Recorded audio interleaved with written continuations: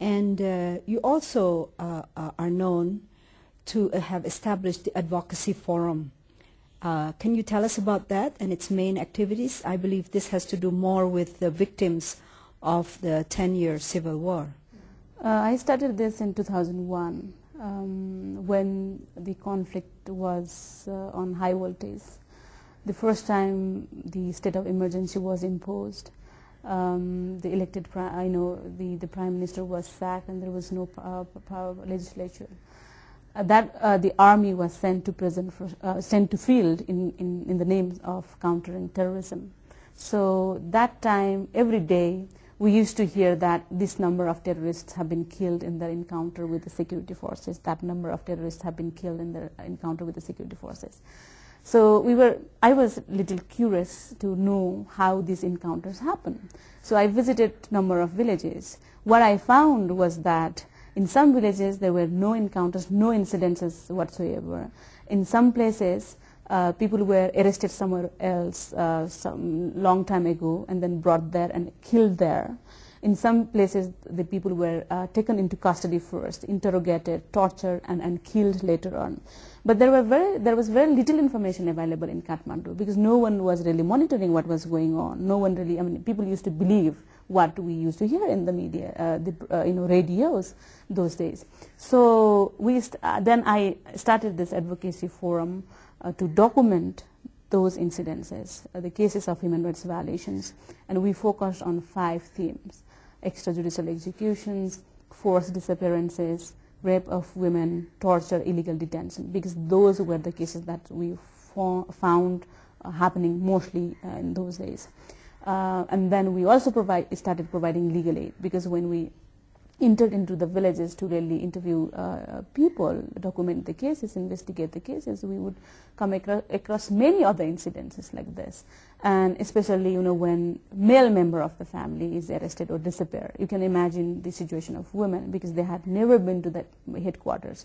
Though it's not that far away, but in their lifetime they had never been to the headquarters. They don't even speak the language, Nepali language. They don't know where to go, where to report. On top of that, there was the threat against those who report this kind of incidences. There was a threat to their life, to those who go to the court challenging these things. So in that situation, we really roll out legal aid programs for those families, for those victims. So that's why, to carry on this kind of activities, to really establish the fact, so you could really tell what is happening in the countryside, we started Advocacy Forum. Now, are these victims of a crossfire between the two parties? Were they victims of the Maoist rebels or the government forces? Majority of these victims are innocent, not associated with any political parties. They are just civilians, simple farmers living in the villages. They were put in the middle. Many of them were killed in the name of providing shelters or food to the Maoists. Many of them were killed because of the suspicion of spies.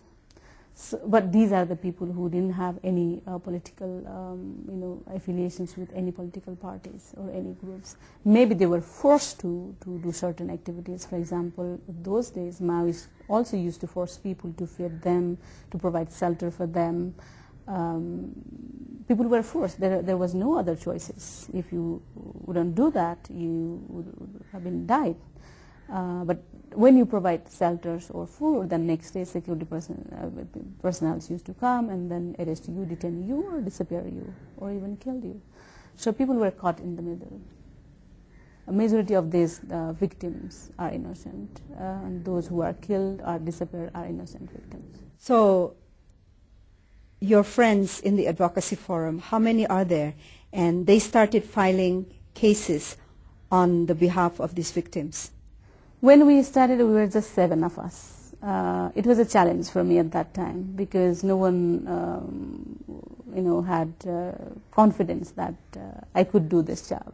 Because at that time, it was a very risky job. On top of that, no one could really believe women can do this kind of job. But I had just come from UK, because I got a scholarship to go to the UK for doing human rights law. I had a lot of confidence at that time, and I knew what was going on in the village. So I started this with a team of 7 lawyers. But now we have more than 100 people working in Advocacy Forum, and we have offices in 4 geographical regions, 7 district-based offices. We have documented more than 8,000 cases of human rights violations, and we have helped, I think, thousands of victims, those who were detained illegally. We have been constantly in the field, and we were in the forefront in all those days.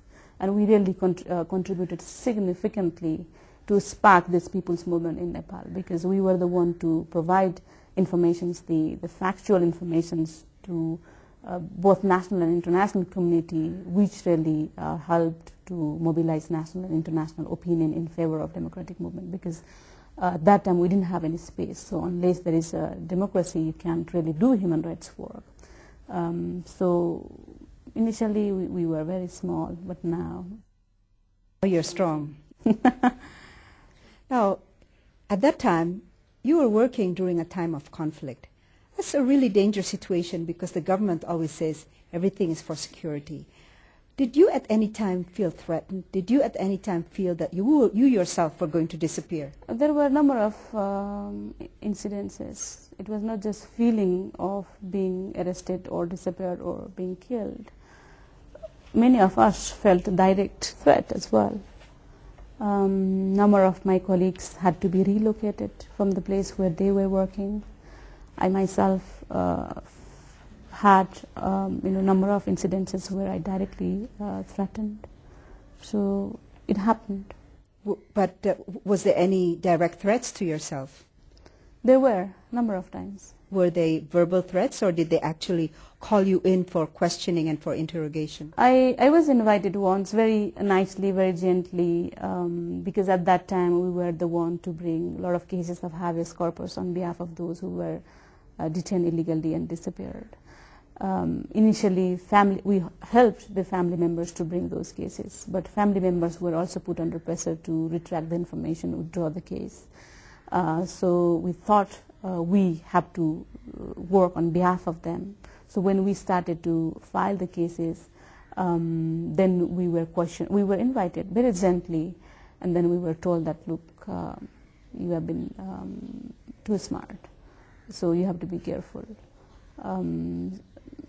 Some of my colleagues received direct threat that if you don't stop working on that particular case, we will shoot you.